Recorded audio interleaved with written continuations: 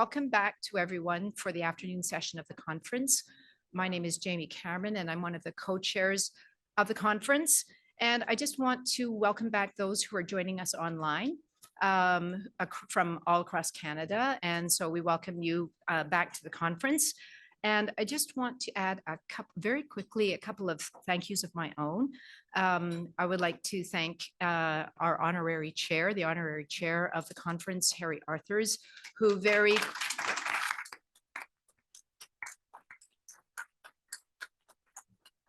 agreed immediately when we asked him if he would do us that honor.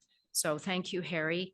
I'd also like to call out and thank Adam Dodick. I know he's been thanked already this morning, but Adam played a key role in the genesis of this conference, and we're very grateful to Adam for that.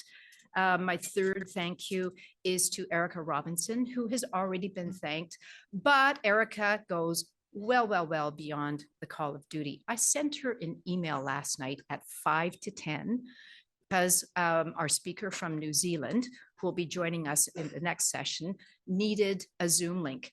And my email went something like, I don't know whether you will have time tomorrow morning to look after this, but I had no idea how to do it. But if you can, please. Before I had brushed my teeth, the email had been sent and everything was done. So Erica is a huge part of our team, as are our friends and partners at OPD, Victoria Watkins, her team, and OPD Tech. And then last is Blake's.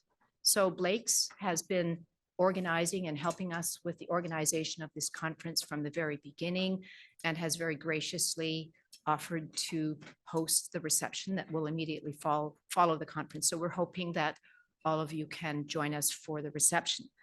And then the last thing I want to do is just thank all the participants in the conference, the speakers and the panel chairs. You know, it was not easy to organize this conference. But the fact of the matter is that every time we went to someone to get suggestions or to ask if they'd be willing to participate, there is so much respect and affection for Peter that it was just very reaffirming for us. And that goes in spades for our very special Supreme Court of Canada panel that we're just about to start now, and chaired by our former colleague, Justice Lorne Sossin. So thank you.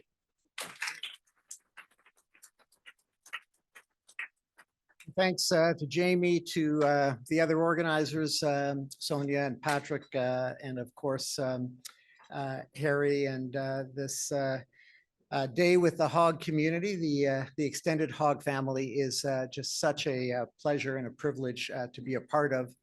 For me, on lots of levels. I was with a number of you some years ago. It was a memorable date. It was Friday, March 13th, 2020, at the memorial for Peter and Fran at the Bloor Street United Church. And it was memorable for all the reasons you'd expect, as people were so shattered by the news of the passing of each of them in such quick succession, and starting to feel that loss. But also that was the Friday before the lockdown. And I remember discussions of a few people said, well, it's not going to be more than 2 weeks, but it's probably going to be at least a week.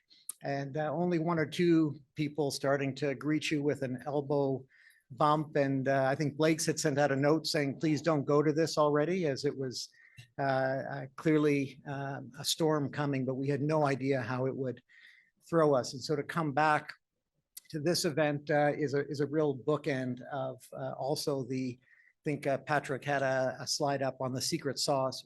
The secret sauce of the Hogg community is these interactions face to face, taking the time, as important what happens at lunch and in the hallways as in these sessions. So wonderful to be a part of it.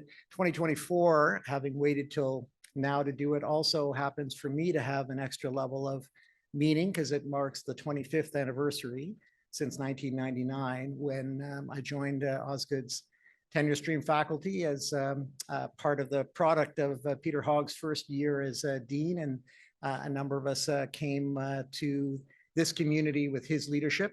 Because when I was a student, he was off at Blake's working on the new edition of constitutional law. So his absence was so present that those of you who remember mock trial and the annual skits was the first and perhaps only time when mock trial devoted substantial time to its take on a Beckett play, as we did Waiting for Hogg. And various people talking about sightings. Would he come back and teach? Someone ran into him downtown, and it was a remarkable way to be welcomed in the Osgoode community as a student. But we're here, of course, in a panel entitled Supreme Recollections, which is a lovely way to frame the discussions to come. There are discussions that I'm looking forward to moderating, but I would be remiss if I didn't mention at the outset, there is one other absence that's present, and that's Justice Nick Kasirer, who very much was looking forward to participating in the panel.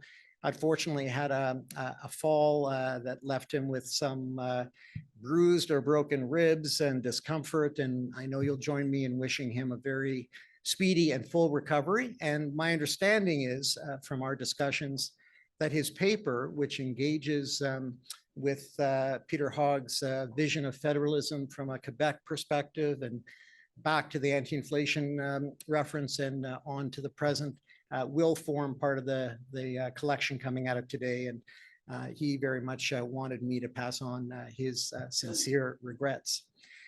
We, of course, have, notwithstanding Nick's absence, a full plate in terms of the wonderful presence of 3 Supreme Court justices. You've got a QR code for full bios. I doubt many people will need to consult those bios to figure out the stellar backgrounds that go with each of our speakers. But let me just introduce them in order of seniority, which they've helpfully assumed. And I've learned since being appointed to the court, people take seniority really seriously in the judicial world. You know, with that, we'll begin in order again of seniority for the discussions. First, I'll welcome Justice Andromachy Karakatsanis, who is to my left. She was appointed in 2011 from the Superior Court, but before that, Secretary of Cabinet in Ontario, Deputy Attorney General, and a real luminary in the admin justice world, also very close to my heart. And I'm looking forward to her reflections to come. We'll then move to Justice Sheila Martin, appointed in 2017 from the Alberta Court of Appeal, and before her judicial career, she was, of course, a dean at the University of Calgary Law School, and also, like Peter, finishing up as dean, found she had both time and energy on her hands, and became a very well-known and well-respected constitutional, human rights, and civil litigator in the years that followed her deanship. I think that ended in 96 or 97 or thereabouts. Very much looking forward to her participation. Again, one of the 2, would have been 3 McGill graduates joining us on the panel.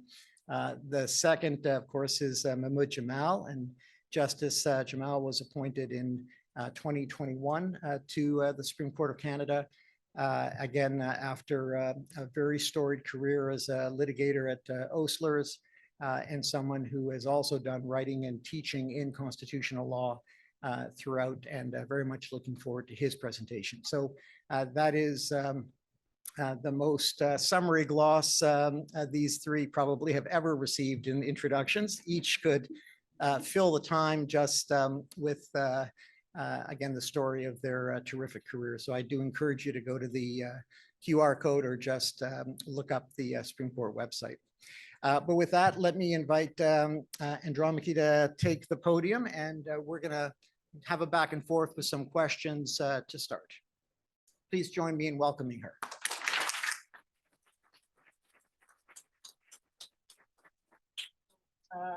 Andromachy, I mentioned we've got these 2 luminaries from McGill's great law school, but of course, you're here in part to share some reflections of your time at Osgoode. And shortly after Justice Karakatsanis was appointed, we invited her, I was then dean, to Osgoode just to spend the day.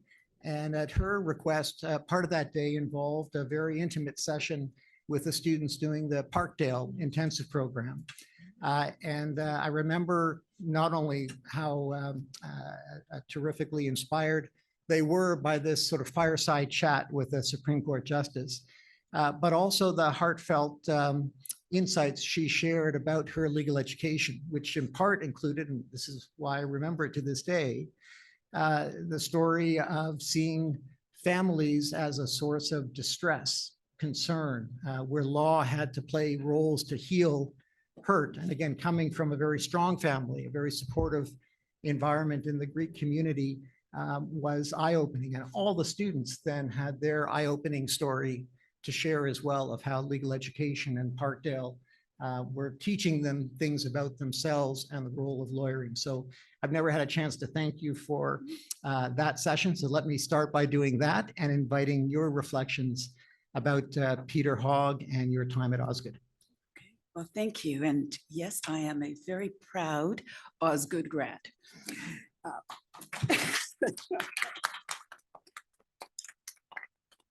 Now, I was going to talk about, well, I am going to talk about my experience as Peter Hogg's student in 1977, the year his textbook was published. Pat Monahan stole my script. So it would be sufficient for me to say, I concur, Pat, or maybe better yet, appeal dismissed. But repetition is a good thing. And it is good that we do remember the same things. It was an extraordinary experience for me. This was before the charter, but constitutional law was exciting. It was fascinating, and it was intellectually engaging because of the way Peter Hogg taught it. He was, I have to say that I didn't have the same dream that Pat did taking the course. My only dream was to take every other course taught by Peter Hogg that I could. So I did. I took tax, I took trusts, and I might have even taken advanced tax. I'm not organized enough to find my transcript, but I took every course that I could of his. And he taught me something that he actually said himself, anything I was asked to teach, I started to like. Every area of law is interesting. And it's true, everything he started to teach, I liked. And I learned that every area of the law can be fascinating. So it was, for me, a really liberating experience, because there was really no pressure on what to study, what was I going to do. He really modeled intellectual curiosity. He modeled the fact that it was important not just to think clearly and write clearly, but to go back to first principles, to take that normative approach. And that's what makes the law to this day so deeply and enduringly important and interesting. So I have to say that probably the lasting gift that Peter Hogg gave me was constantly striving to simplify, to clarify, to express, to choose every word so that it has meaning. I said strive for, but it is something that I strive to this day to do in my legal writing, and to always think about the first principles upon which all of these rules and laws are grounded. So it was a wonderful experience.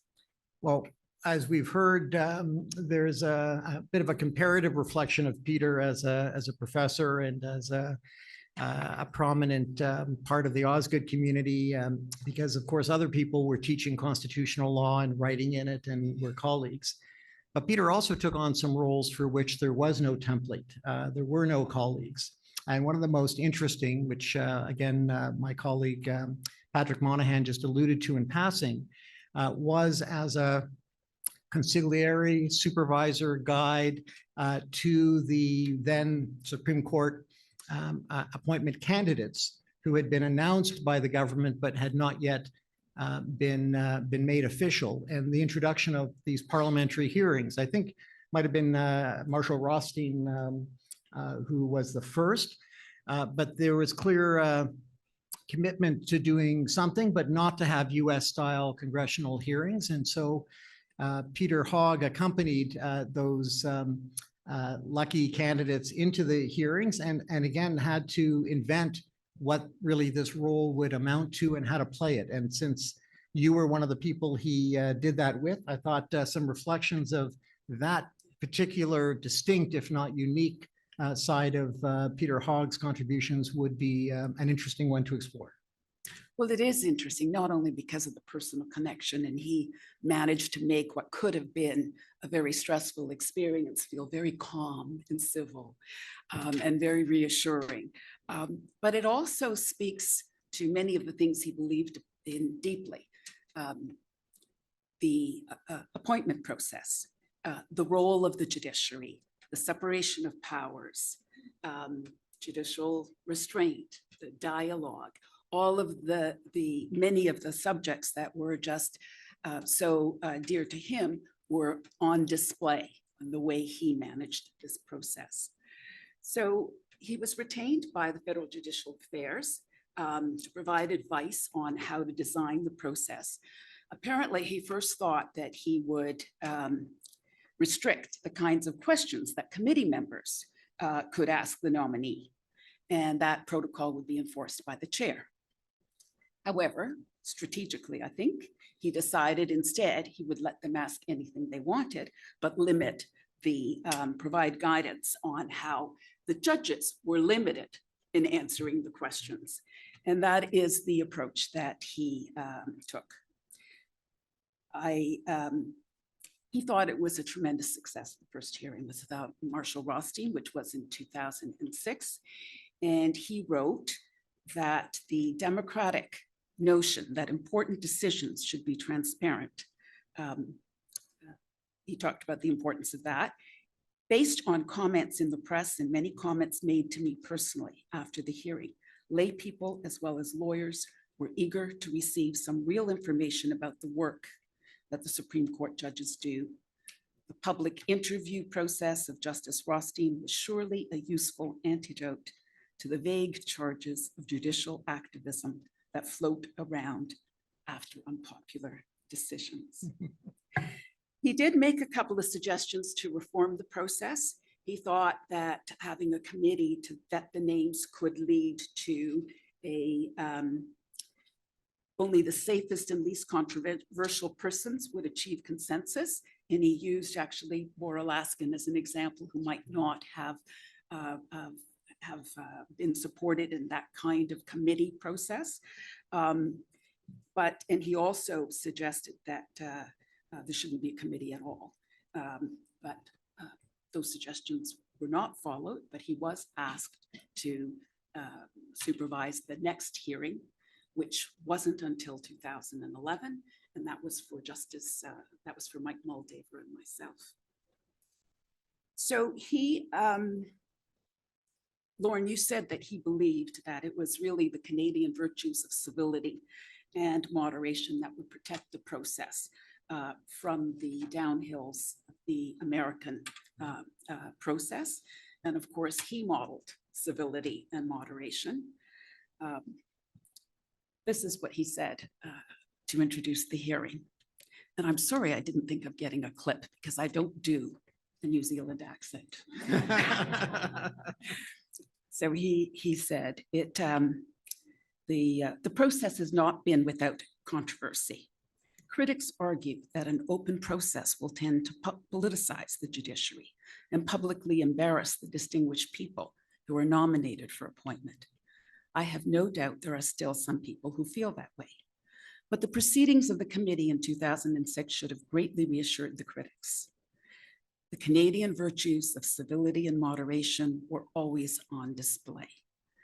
And then he goes on quite strategically to congratulate the members of the committee for their fabulous, perceptive, and courteous questions that he knew was going to be repeated. I have no doubt whatsoever that we will again have a very good hearing today. And we did. You know, I'd been billed as a bilingual judge, and I was really, really nervous because I thought bilinguisme was perfectionisme. But once I answered that first question, it was a charter question in French, then I relaxed and really enjoyed the process because Peter Hogg was right. It was an opportunity to get rid of some of the mystery, to let people see that we are ordinary people, that we, you know, sometimes that we don't speak in perfect sentences, let alone perfect paragraphs, and that we are humans as well. So it was a fun hearing most of the time, but there were other comments that he made that really show his view, and I would pick up in particular his discussion about the role of the judiciary. He says, obviously, the questions put to the candidates should proceed from an understanding of the role that is played by a judge of the Supreme Court. And I want to say something about the role. Judges decide cases by finding the facts that are relevant and applying the law to those facts. But in the appeals that reach the Supreme Court of Canada, there is a complication in that the law itself is usually unclear. That's usually why the case went up to the Supreme Court. So in that case, the judges are in a sense making new law because they have to decide what the law is, as well as how it applies to the facts of the case. Deceptively simple. His view was that judges ought to play a very traditional role. It was one of judicial restraint, and it was the separation of powers in a constitutional democracy. He believed meant that the only true lawmakers in the system were the legislators. And that also was reflected. Let's see, I'm trying to find his next statement. I think I've got two more brief quotes that I want to give you, unless we're running out of time. Okay. For example, he told them the questions they couldn't ask. And in advising the committee and the public on the limits of judicial speech, his theme was judicial restraint. And he talked about the questions that they cannot be expected to answer. The most obvious category, they can't express their views on cases or issues that could come before the court. And you know, they have to listen to the arguments on both sides. And he talked about the restraint judges faced in answering questions.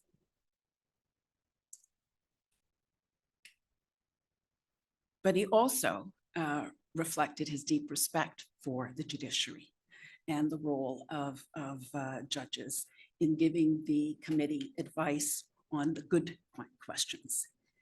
And when he talked about the characteristics and the qualities of a judge for the Supreme Court of Canada, it's really quite humbling. I'll just mention two of them. A judge has to be able to resolve difficult legal issues, not just by virtue of technical legal skills, but also with wisdom, fairness, and compassion. A judge must be independent, willing to decide a case according to his or her own view of what the law requires, without regard to whether the decision is pleasing to the government of the day or to other private interests. And he gave 7 qualities that should be the foundation of their assessment of whether we had, quote, the right stuff to become a judge of the Supreme Court of Canada. So it was, it modeled the dialogue theory. It was a true dialogue. It was a dialogue between the parliamentary, the legislative branch and the judiciary in form, as well as in content. And I think that there are those who, including maybe some that are here, who thought that maybe it was too tame and a little boring. But in fact, I think it did accomplish the goal of letting the public see that judges are human. No, and in fact, you're reminding me, Andromache, that by having a couple of quotes from it, that not only did Peter Hogg say things at the hearing to explain the role and some of that philosophy of what the hearings would be about, but also in a rare effort at biographical writing, wrote up his experience. Yes. And published a very important article, even more so since the process was not picked up on by future governments of both political stripes. So we're left still in this evolutionary period of what that process of introducing Supreme Court candidates could be, should be. But his reflections on his perspective of going through that, this was written, I think, after the Marshall Rothstein. Yeah, I quoted from it. That was Exactly, yeah. Is well worth a read for those coming out of today who say, I just want more Hogg, and haven't yet come across that piece. So just before we need to move on to the other presentations, I just wanted Andromache to give you a last word from your reflections on ways in which Peter's scholarship influence that we've heard much about today has had an impact or has had a role in the evolution of your thinking on, again, constitutional law, but all the areas that he played a key role. Well, my law clerk tells me that I've cited Peter Hogg 44 times. Now, I am the longest serving judge at this point, so it's been a while, and I do love constitutional cases. So, but obviously he's had a hugely significant impact on the development of the law. But for me, I must say, the dialogue theory, which has been, to some extent controversial, has been one that's resonated, in part because I've experienced it both from the executive and branch and from the judiciary.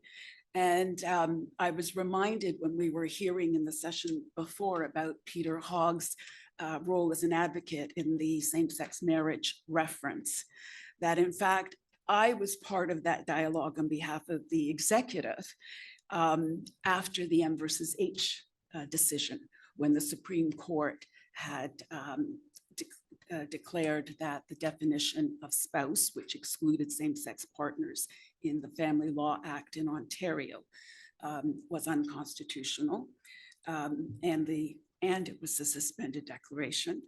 I was the Deputy Attorney General, and it was our job to respond to that dialogue with legislation. And we decided that it had broader impact. We amended 67 statutes. The name of the statute was, pension, adoption, the whole thing. The name of the statute was Amendments Resulting from the Supreme Court of Canada in M versus H. In other words, the Supreme Court of Canada has made us do it. But that was my modest role from the executive side in the dialogue theory. And when Pat this morning discussed, some of my writing in G and in Al-Bashir as a repudiation of the dialogue theory, I don't see it that way. I see it as engaging with the first principles that he identified and really recognizing that sometimes those principles are in tension and that sometimes you need to have a structure in which to accommodate, recognize those in a way that actually respects those first principles. So I've engaged with his work, both as a judge and as an executive. And I think that his dialogue theory was his, and I know that his co-author is here as well. So has been something that's been hugely it has spawned a hugely important dialogue within the judicial community.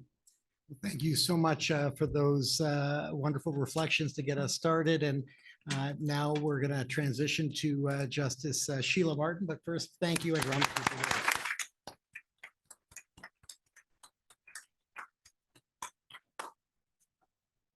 I mentioned the University of Calgary's Law School in McGill, but of course, you also had important stints at U of T's Law School where you received a doctorate. And I'd be remiss if I didn't mention an important visit to Osgoode.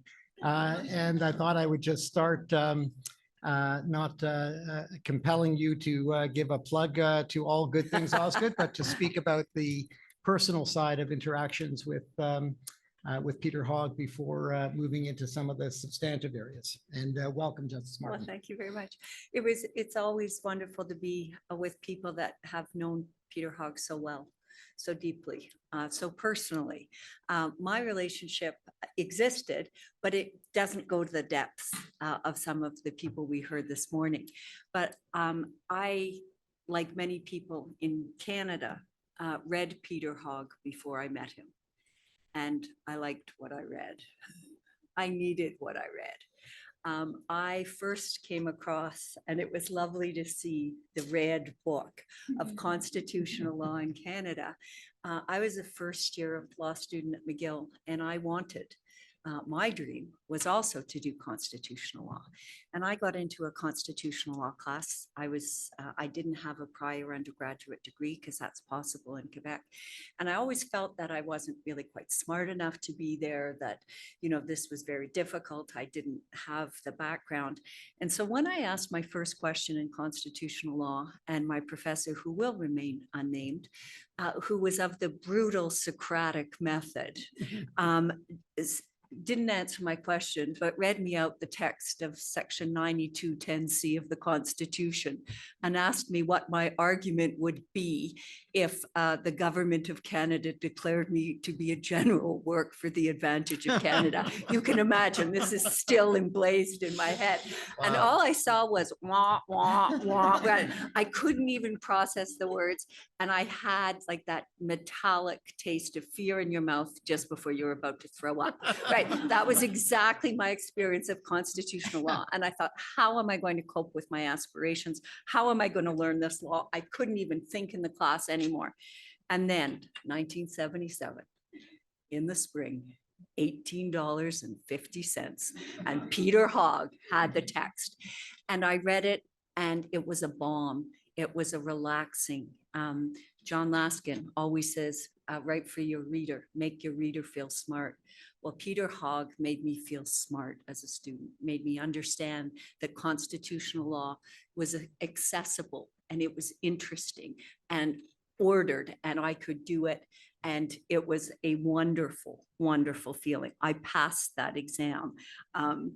And when I went to do a master's, I was doing it on kind of the government of Alberta's holdings of natural resources, and what kind of techniques do they use to make sure that they have a fair process, that they are getting their economic rent, but they're also not expropriating as they go along.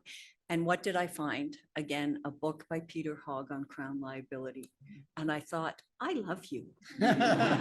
You are so, like, every time I think I have an unsolvable problem that hasn't been researched, there is this amazing text. And it was amazing.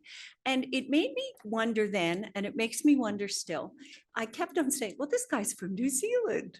Like, and maybe he is a prophet in a foreign land. Maybe it takes some distance to be able to look at another country or another system, to be able to distill it down, to say, what is the essence here? I don't need to be involved with all of the minutiae, but what is really going on here? So that's where I met him the second time. But I did run into him personally in Osgoode. And I was a professor, a visiting professor. Section C in contracts is what I was teaching. And he walked into my office, and he said, hello, I'm Peter Hogg.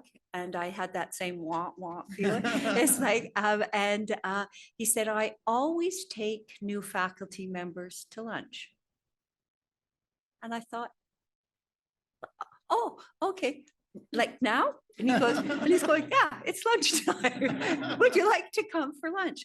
And I thought to myself about all of the brilliant legacy, the connection that he could make with people, the generosity that he showed to someone who was there as a sessional, who was just sitting there. He didn't have to come and say hello to me. But he did. And it started our own kind of conversations about many different things. And when I think of Peter Hogg, there's a great quote by Maya Angelou who says, people sometimes forget what other people say or forget what they've been told, but you never forget how they make you feel. And Peter Hogg could make you feel like you were worthy of talking about matters as serious and as intellectual as he could do. And that was an amazing gift. And of course, he was always accessible to people. After that, we talked about various things. And then when I went into being a barrister, I can remember I phoned him up one day. He was dean. And I said, the Alberta government is taking a reference against the firearms legislation put in by the federal government, saying it's ultra virus, the federal government, because it deals with property and civil rights.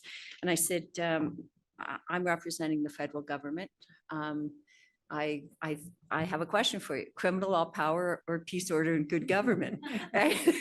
And he says, criminal law, Sheila, you don't need the other one.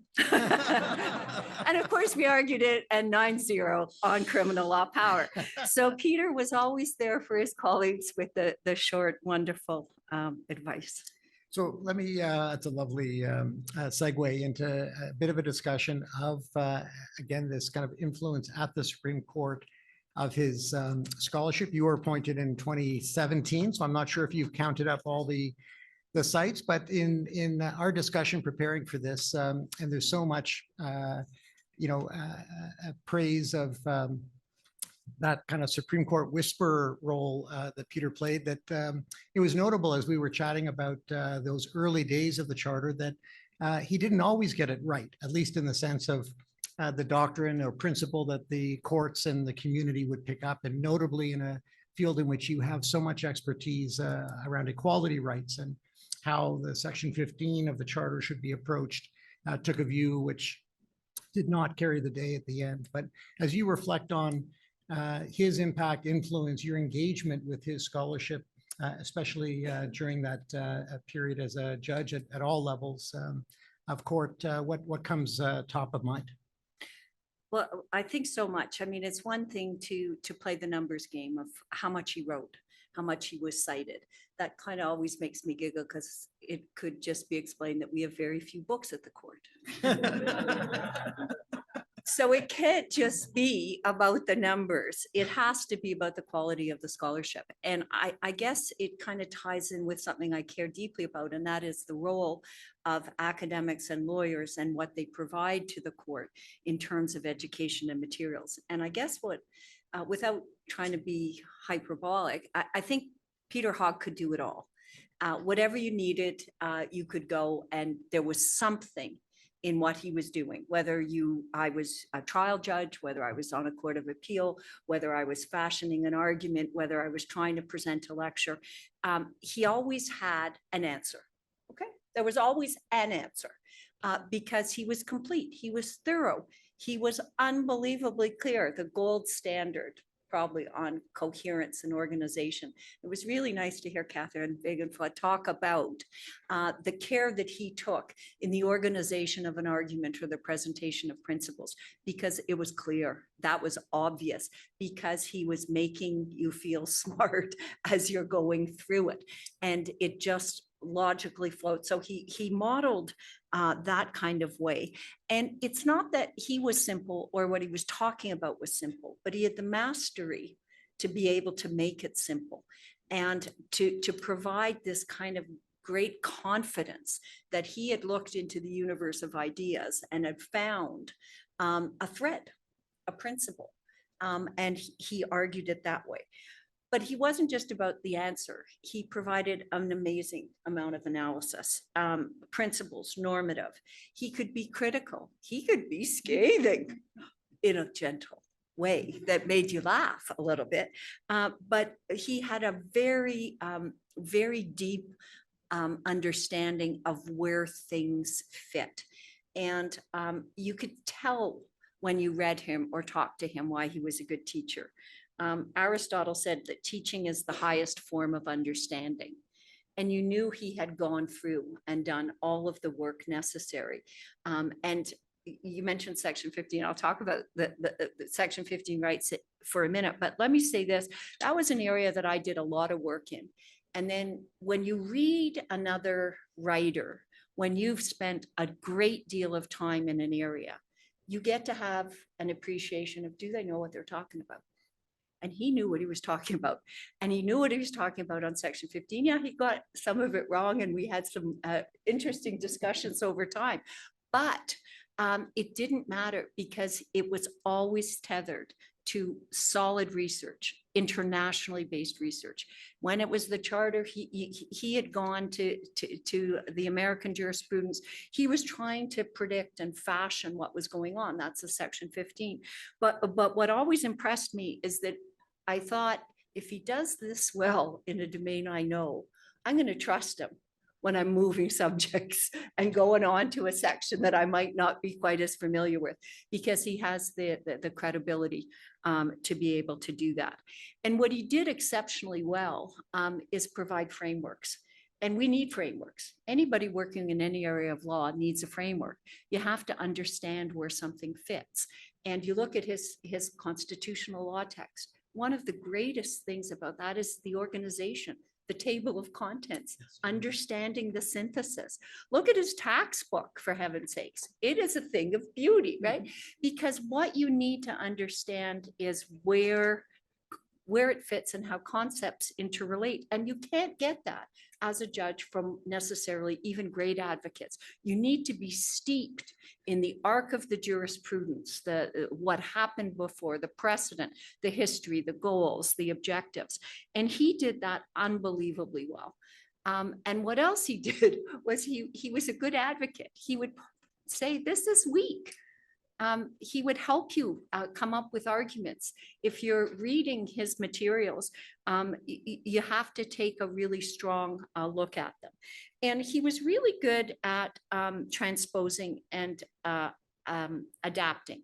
And I say transposing and translating this way, which is, it was clear he read or had read with him and with some help all of the relevant jurisprudence and all of the relevant academic criticisms on various topics. He synthesized that as well. He was no stranger to that. So we get something like the dialogue theory, and it's interesting there. He's not the author of the dialogue theory. That's somebody else in 1962, an American, from a book called The Least Dangerous Branch. Bickel, Yeah, Alexander Bickel, yeah, who talked about dialogue and a Socratic colloquy between and whatever. But here's it in law, as in most social scientists, we're not creating concepts. So yes, Patrick, you put up Einstein. He came up with something new. Good for him. We all have science envy, right? But in our world, what he does and what Peter Hogg did so well is he knew all of these tentacles and he pulled them and he says, what's of use? What can go forward? What can help people understand and analyze? And that's what he was asking about, the sort of anti-majoritarian comment that judicial review would involve the courts in undemocratic type of endeavors. And this was his way, and I see, and Ms. Thornton's way of saying, not so fast with the transposition of the American assessment here. Because when we look, we see that the legislatures still have a robust role to play. And whether they do it by new legislation or different types of things, it was a truly wonderful idea transposed in the Canadian context. And he also, last point on being a great scholar, he adapted. When we look at Section 15, his first his first book in 1985 said the following: Section 15 has little or no work to do. And Peter, Peter, can we talk about this? But he was very much of the view that when you looked at the equality rights, if there was a distinction, the government should justify under Section 1. He wanted a really low threshold to the Section 15 proof of breach part. And he wanted that because he said the government has the better place to justify its purpose. Don't build the limitation into the right. Well, Andrews went exactly the opposite way, all right? And if you want an exercise in graciousness, look at his subsequent editions, where he says, I see the wisdom of this now. I see how you don't want something that's so broad and wafer thin. You want things that meaningfully protect against discrimination and not any distinction. So he was gracious there, and he kept on being gracious. He criticized the human dignity approach. He criticized the barriers to plaintiffs claiming equality rights. And in something that makes me laugh and makes me very proud of him and advocates and professors who have become advocates, is the work that we saw on the same-sex marriage case. That was an equality case, true and true. And he stood up and played his part in a way that was just wonderful. And we heard the story about that. But when you looked at his scholarship, you just the complexity of how he thought and how clearly he wrote. I mean, here was a person who was a scholar, a teacher, a professor, a dean, an advocate in a range of topics. And you could just see that multi-layered sophistication and wisdom. And you could trust him. He was reliable. He produced work of immense helpfulness and rigor and stance. And so, yeah, you want to be able to quote Peter Hogg. Well, I think your last lines may in fact have answered the last question I wanted to put to you, but we have just a minute or two if you have some reflections in light of what you've just said about Peter Hogg's impact. While his legacy, of course, remains alive and well, and today is an instantiation of that on many levels, we are also in a post-Hogg world of academics producing new work in hopes, in many cases, that it will shape and guide and provoke and assist courts in the work they do. What does Peter's legacy have to teach those academics, new and old, who are writing with at least that view partially in mind, to engage with the judiciary, to be of assistance in conversation with, in light of the scholarship you're seeing, and of course your dual roles, knowing intimately the academic and the judicial worlds? Well, I guess the place I start is the same advice Peter gave to Jim McPherson. Right. You know, just actually to do it, because it's very important that we keep up a dynamic academic tradition, because courts, all levels of court, need to have well-researched, well-analyzed pieces of what the law is, what the law was, what the problems with the law is now, where it should be going, suggestions about what might be a better principle, what are the consequences or externalities of those principles, all of that kind of that rigor and context, because so often we're seeing a slice of a slice in a case. And really what we need to understand is the universe of ideas and acts and consequences, and what will happen if this kind of principle is adopted. What are the flaws of it? And I think academics can do all of that, from descriptive to analytical to prescriptive to evaluative. There's many things that can take place that are of assistance. And I guess the thing is to just know that we do consult and we actually read, and it's kind of like, well, grab me the 4 or 5 best articles on this. I want a textbook, I want a textbook on this. I need to read that. And so we do engage, I think, greatly with what's done. Wonderful. Thank you so much for those reflections. You're welcome.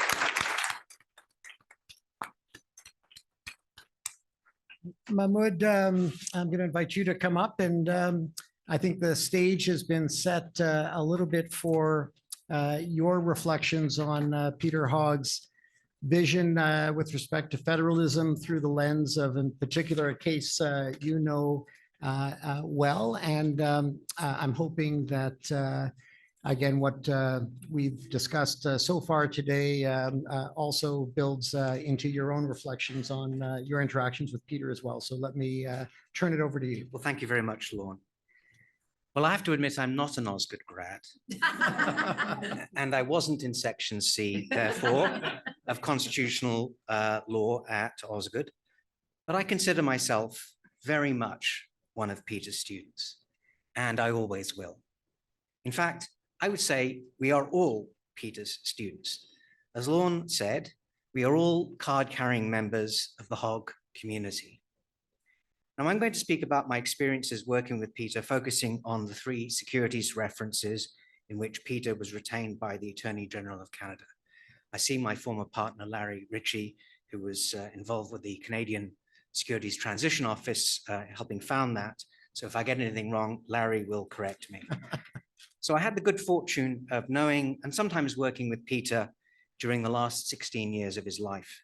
I first met Peter in October 2003, while presenting on a panel with Peter on constitutional issues in competition litigation. Now, Peter was at the height of his powers. At 64, he had just retired from Osgoode and was working full-time as scholar in residence at Lakes. I was a young lawyer trying to find my way in the legal profession. So it was with a deep sense of imposter syndrome that I spent the summer preparing a paper for the conference. I started my paper by reverently describing Peter Hogg's, quote, masterful review of the constitutional history of Canada's competition laws over the past century. Peter then started his own presentation by joking that he had stopped reading my paper after the first sentence, saying it could not possibly get any better than that. After the panel, Peter encouraged me to publish the paper, a small act of kindness that I know he showed to many other young lawyers, but which at the time meant a great deal to me, and it still does. Peter was the kind of person who would offer his support without fanfare or self-importance.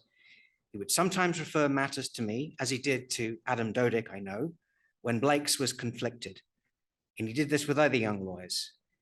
In one instance, I remember asking a prospective new client why they wanted to retain me, which in hindsight was not the best way to develop business or a sense of confidence in my services. The client answered that it had been on the recommendation of Peter Hogg, and that was good enough for them. Peter had said nothing to me about the pivotal role he had played in the referral. Later on, when I applied to be a judge at the Court of Appeal, Peter was once again enormously supportive by serving as a reference, as he did, I know, for many others. Now, I had the privilege of working with Peter on a few division of powers cases before the Supreme Court and provincial courts of appeal. As I'm sure many in this room can attest to, working with Peter was great fun. Gail Sinclair referred this morning to his panache. It was always a privilege to learn from the undoubted master in the field. In several of these cases, Peter's role was not public, but I can tell you that he was actively involved behind the scenes as an advisor, factum critic, and moot court judge. In all these roles, Peter provided a supportive and importantly calming influence as the nation's leading constitutional expert to a usually jittery client. He always improved the presentation of a case with his vast learning and modesty in equal measure. The one public matter in which I worked closely with Peter was the federal project to enact comprehensive national securities legislation beginning in 2009, which led in 2010 to the provincial references before the Courts of Appeal of Alberta and Quebec, and a federal reference to the Supreme Court of Canada. Now, I'll discuss these references momentarily, but first let me say a few words about Peter's career as counsel before the Supreme Court, some of which we've heard this morning. We heard from Patrick Monaghan that Peter always had the shortest biography. After mentioning his teaching position and his main publications, his biography would modestly state that he had appeared, quote, appeared as counsel in constitutional cases. We've all seen that on conference programs. The reality, as we know, was quite different and much more impressive. By my count, Peter appeared before the Supreme Court of Canada in 19 appeals over 40 years, dating from the early years of the Laskin Court to the last years of the McLaughlin Court. Beginning with the anti-inflation reference in 1975, his very first appearance for a court in Canada, big one to start with, and ending with Royal Bank of Canada versus Trang in 2016, which he argued with Kathy Began Flood. In between, he appeared as counsel in many, many landmark constitutional cases. In his wonderful tribute to Peter in the Advocate's Journal, Paul Shabas quotes Peter's son David as saying how much Peter enjoyed being in court, especially the Supreme Court. Every time he went to court, he loved it, David was quoted as saying. And we've heard about Ian Binney, who was quoted in the Globe and Mail and was a regular consumer of Peter's advocacy, as saying that Peter relished facing down 9 interrogators like a chess master, simultaneously playing multiple opponents. We also heard how David described his father as getting the most joy after doing work that would really make a difference, and that he loved being part of a team. Dean Farrow referred this morning to the marriage reference because it really increased the sum of human happiness. That's a characterization I love because it says so much about Peter and his values and how he could use his talents to fullest advantage. He said he felt very, very proud of that case. Peter also singled out his work as a solicitor, representing the Council of Yukon Indians at the time, now called the Council of Yukon First Nations, in negotiating the landmark land claim and self-government agreements with the federal government in the early 1990s. Those agreements, as you will know, have been before the Supreme Court of Canada already twice, and a third case is pending. The court has described those Yukon agreements that Peter helped negotiate as, quote, a monumental achievement and a model for reconciliation. And as Paul Shabas notes in that wonderful tribute in the Advocate's Journal, again quoting Peter's son David, Peter loved his work in the Yukon, especially being with lawyers driving pickup trucks who hunted moose. But perhaps a less happy moment for Peter and me was the securities reference in 2011. Now, this was Peter's second to last appearance before the Supreme Court. As we know, Peter had long advocated for a comprehensive national securities regulator for decades. In the early 1970s, he and Phil Annisman were commissioned by the Minister of Consumer and Corporate Affairs Canada to prepare a background paper as part of the proposals for a securities market law for Canada. The final version of their study detailed the constitutional and policy basis for a federal regulator to comprehensively regulate the securities market that had grown to transcend provincial and even national borders. Peter and Phil concluded that Parliament had jurisdiction, quote, under the trade and commerce power alone, or in conjunction with its jurisdiction over interprovincial undertakings to adopt a comprehensive scheme for the regulation of the securities market, close quote. Now, in the epigraph to that study, Peter and Phil quoted from a 1972 lecture by then Justice Bora Laskin on the institutional character of the judge delivered at the Hebrew University in Jerusalem. Justice Laskin had stated that, quote, the assertiveness of the federal legislature may exert pressure upon the court as to the view to be taken of the reach of constitutional power, close quote. And he lamented, quote, how the inflexibility of the Privy Council for 80 years as Canada's final court of appeal appears to have diluted federal legislative courage. Peter and Phil's message to the federal government was unmistakable. Be bold. After 40 more years, several blue ribbon commissions, and a global financial crisis, the federal government tabled a proposed comprehensive federal securities law. This was coupled immediately with a reference to the Supreme Court of Canada, asking for the court's advice on whether Parliament had the constitutional authority to enact it. The proposed law, as you will remember, would have created a federal securities scheme under the oversight of a national regulator, but applying only in provinces that voluntarily opted in. Alberta and Quebec opposed the federal initiative and responded by stating their own references to their respective courts of appeal, each of which struck 5-judge panels to hear the references.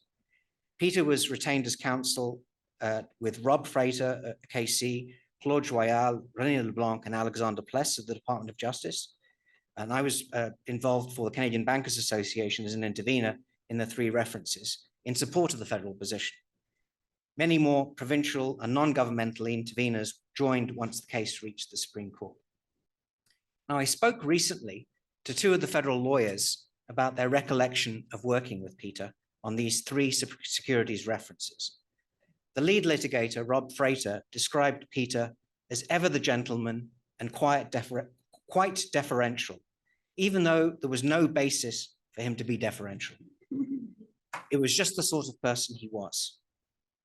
Frater noted that Peter always listened carefully to what anyone was saying and found the best in it. He was always open to being persuaded by others, even if it was contrary to what he'd written in his book. He was the consummate good colleague. Frater described working with Peter as the highlight of his career, which is how I think we all felt. The chair of the Department of Justice Litigation Committee, Rambod Baboudi, who was then a lawyer at the Department of Finance, described Peter as, quote, an early practitioner of active listening. He said that Peter was an enthusiastic participant in building a position that wasn't necessarily in agreement with his initial views. He had a special way, he said, of engaging with people and building on their ideas and incorporating them into the fold. Baboudi also noted that the Department of Justice Litigation Committee for the references originally had 6 federal officials, the usual number, but when people learned that they would have the opportunity to work with Peter Hogg, the committee quickly swelled to 32 people. He described Peter as fundamentally humble man and a great mentor, and as someone who knew how to deliver bad news as well as good news. And that was good, because there was lots of bad news to deliver. The Alberta Court of Appeal issued its decision first, deciding unanimously that the proposed federal law was unconstitutional. The Quebec Court of Appeal soon followed, reaching largely the same result by a majority of 4-1. In his lone dissent, Justice Pierre Dalphond would have upheld the legislation under the general branch of the Trade and Commerce power. So the federal side was down 9-1 going into the Supreme Court hearing. Still, I would say that the mood was generally optimistic, even though some in the legal community had been skeptical of the federal position. For example, Professor Jean-François Gaudreau-Desbiens of the University of Montreal reminded lawyers outside Quebec that the province's securities regulator, the Autorité des marchés financiers, or AMF, was an important symbol in Quebec and was seen as the economic arm of the Quiet Revolution.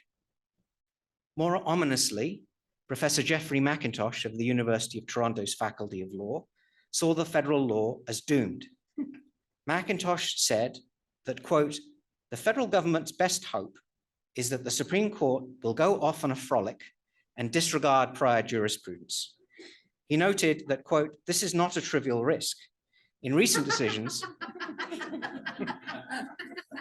I'm quoting,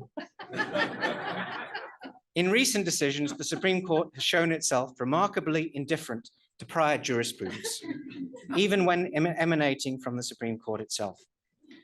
McIntosh's bottom line was simple, quote, the feds are going down, big time, close quote.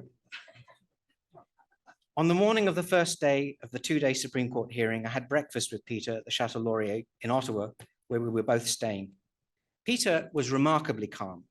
I was a bag of nerves. We spoke about how long he had worked on the project to secure a comprehensive federal securities regulator, and how today might be the day that this would finally happen. A couple of hours later, Rob Frater began the argument on behalf of the Attorney General of Canada, followed by Peter. Frater's task was to address the pith and substance of the proposed law. Peter's was then to do the heavy lifting to address why the law qualified as a valid exercise of the general branch of the trade and commerce power.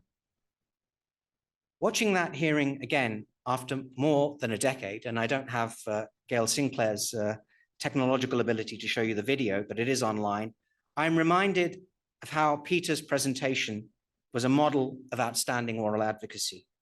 He spoke clearly and not too fast, pencil in hand, as he did in the reply in the same-sex marriage reference, as I expect he did when lecturing his law students at Osgoode Hall. He patiently explained the law and its proper application to the court. As Mike Morris said, was one of his great qualities, he readily conceded points when pushed and didn't press the argument too far, deftly fielding questions from the justices of the court. The court's deep respect and admiration for Peter was obvious to everybody in the room. A little over 8 months later, 3 days before Christmas, the court released its reasons, concluding unanimously that the proposed legislation was not a valid exercise of the federal power to regulate trade and commerce. Counsel for the proposed federal law had gone into the Supreme Court hearing having lost 9-1. The Supreme Court had now increased the margin to 18-1. Peter responded publicly to the Supreme Court's ruling on at least 2 occasions. In the foreword to a book entitled, edited by then Professor Anita Anand on the Supreme Court's decision published the next year, entitled What's Next for Canada? Securities Regulation After the Reference, and in the next update to his treatise. In the book foreword, Peter acknowledged that, quote, my own reaction to the decision was not in the least constructive. I was upset. I had been convinced for years of the policy reasons for a national securities regulator, and until the decision of the Supreme Court, I was convinced that Parliament had the power to create a national securities regulator. Close quote. Peter strongly criticized the substance of the Supreme Court's reasons. As we heard from my colleague, Justice Martin, he could be quite critical. In his view, quote, the court was wrong to treat the securities market as still predominantly of local concern and wrong to apply a kind of squatters' rights doctrine to maintain exclusive provincial jurisdiction in a field that, like trademarks and competition, should have been treated as concurrent, close quote. Now, Peter also echoed these concerns in his treatise, especially in the footnotes. And any reader of Peter's book has to read the footnotes because that's where much of the treasure is to be found. Despite the resounding loss of the federal position that it had suffered, Peter maintained his opinion that, quote, there was in fact a strong legal case for the power of Parliament to enact a comprehensive regime of securities regulation, close quote. He claimed that the decision was, quote, replete with vague suggestions that were never spelled out, and he stated that the court had engaged in circular reasoning. He also objected that the opt-in feature was never praised by the court and was relied on only to deny constitutionality, leading to observe that, quote, one is reminded of the adage that no good deed goes unpunished. Now, Peter had cited the same adage during his oral argument at the hearing, to which Justice Labelle, not missing a beat, responded by quoting Virgil in Latin. Excuse my pronunciation, timeo daneos et dona ferentes, which Justice Labelle then translated in court, to much laughter in the courtroom, as I am afraid of the gifts that the Greeks carry.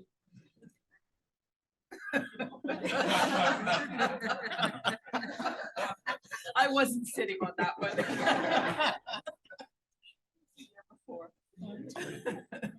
On Peter's passing, Ian Binney told the Globe and Mail that the law is what the judges say it is, but Peter had a big role in telling the judges what to say. Ian added that on the rare occasions when the Supreme Court disagreed with Peter's view, the judges usually felt it necessary to explain their side of the disagreement, perhaps in an effort to forestall a devastating riposte in the next edition of his book. On this occasion, the Supreme Court's explanation evidently did not satisfy Peter, and his devastating critique duly followed. Thank you.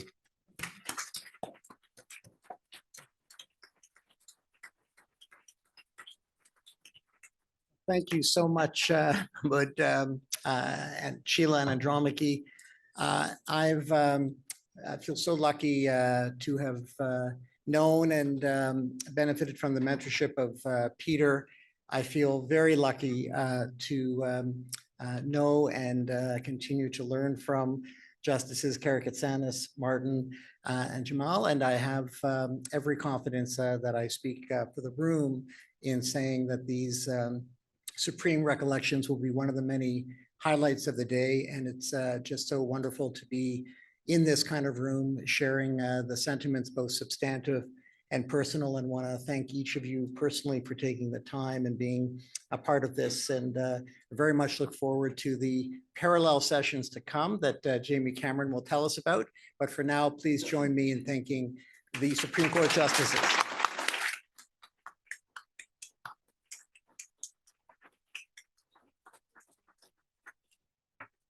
On behalf of the conference chairs, myself, Patrick, Sonia, and Harry, as well as the law school, our greatest thanks as well to Justices Karakatsanis, Martin, Kasirer, and Jamal for a wonderful presentation, and a long live the pencil. My goodness.